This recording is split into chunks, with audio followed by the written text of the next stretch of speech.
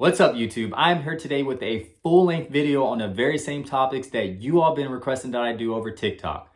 Now, speaking of TikTok, I was banned permanently for this very same subject that I'm going to address here today. So now I'll be focusing more of my content here on YouTube. So if you're here, hit that like and subscribe, and let's get to it without further ado. Did Jesus Christ really exist? Some religions and historians have their own interpretation on who Jesus Christ really was. But was he an actual figure? Christianity teaches us that he is the Son of God and the Messiah. Christians believe that through his death and resurrection, humans can be reconciled to God and offered salvation and eternal life. Islam considers Jesus to be neither the incarnation nor Son of God. Some believe he was a fourth density being that reincarnates his consciousness throughout time. There's even an interesting theory that you can receive this consciousness through psychedelic mushrooms, and that these psychedelics are banned because they can lead you to forbidden knowledge. Kind of like the forbidden fruit in the Garden of Eden, or the burning bush in Exodus that Moses encountered, where the burning of the bush could have been something that was lost in translation, as in smoking the bush and having psychedelic visions of God. And that alone deserves its own video because that rabbit hole gets pretty deep. The focus on today's video is whether or not Jesus Christ existed. When it comes to material evidence of Jesus Christ existing, we have none. We have no eyewitness accounts, we have no archaeological remains or findings, or even contemporary sources from his time of existence. The earliest accounts and writings we have are the New Testament. These were written by Paul, who never encountered Jesus physically, but supernaturally on the road to Damascus. After this encounter, he converted to Christianity and spearheaded the teachings of Jesus. Paul was the author of 14 of the 27 books of the New Testament. 7 of these are accepted as being entirely authentic and dictated by St. Paul himself. The letters of Paul show that Jesus did have a following, but it does not get into much detail about his actual life. The Gospels of Mark, Matthew, Luke, and John, however, do, and they were written 60 years after his presumed life. And these are nothing but faith documents, not actual historical documents. And even these Gospels have many contradictions within them describing the life of Jesus. But how accurate and unbiased are the New Testament and Gospels with them being Christian sources? When it comes to non-Christian sources, you have the writings of Josephus, a Jewish historian and military leader best known for the Jewish War. He talks about a wise man named Jesus, who had a significant following amongst the Jews and was executed by Pontius Pilate. But even these sources were considered to be forged under the authority of Emperor Constantine when converting Rome from paganism. In Islam, Jesus is considered to be a human prophet like Moses, Abraham, and Muhammad.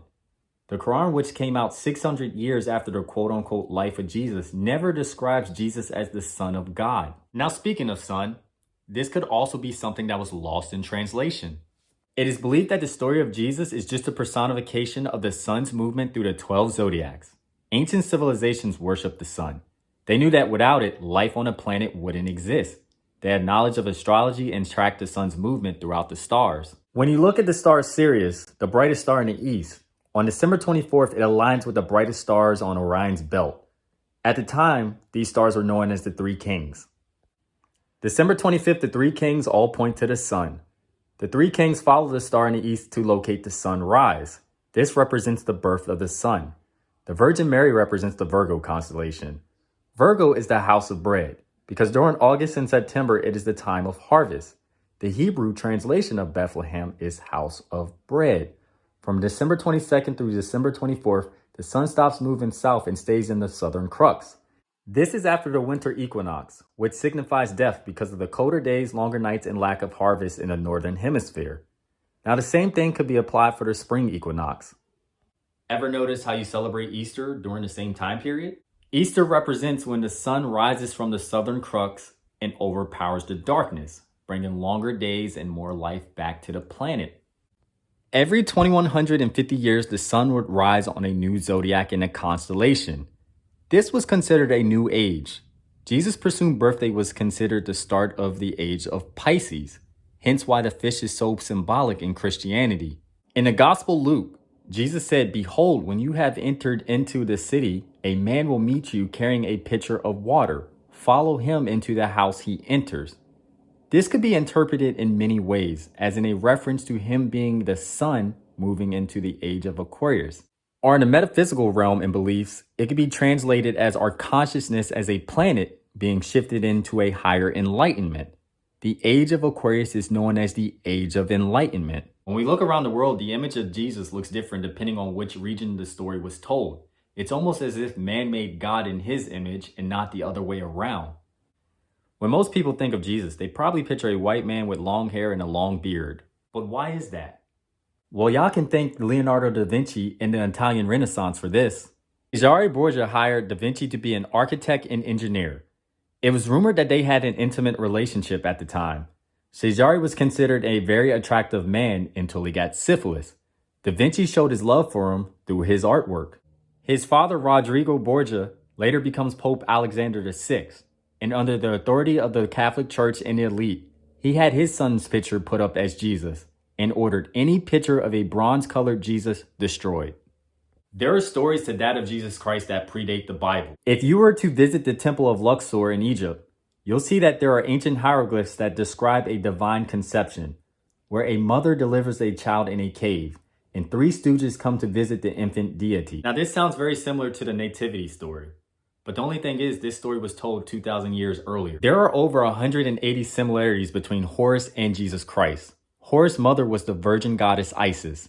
If you look at the imagery of Horus and Isis, it's the exact same of Mary and Jesus. When it comes to history, we have to understand that history is told by the victors. It is literally his story. There was once a time that even Christians were divided in their own beliefs about Jesus Christ. The Gnostics believed that salvation came from meditation, not through the work of Jesus Christ. Gnostics believed that Jesus never even took human form. Their views were a little too bizarre and mystical for most. They were condemned as heretics by the early Christian church and later by the Catholics. Initially, the practice of Christianity was deemed punishable, but this all switched after Emperor Constantine converted Rome from paganism and made Christianity the main religion of Rome. To make peace of the land, Constantine made one God and one emperor and created the Nicene Creed. They voted that Jesus would be equal to God. The idea of Jesus being a literal figure was the law of the land. Anything else was considered heretical. And if you didn't agree with this, you were killed. The Christians who were once the persecuted became the persecutors. Well, I hope you all took something from this video. This video by all means was not a knock on religion. It was just to give you a different perspective on the quote-unquote life of Jesus. Did he exist? Did he not? This has been debated by many historians and religious scholars for centuries.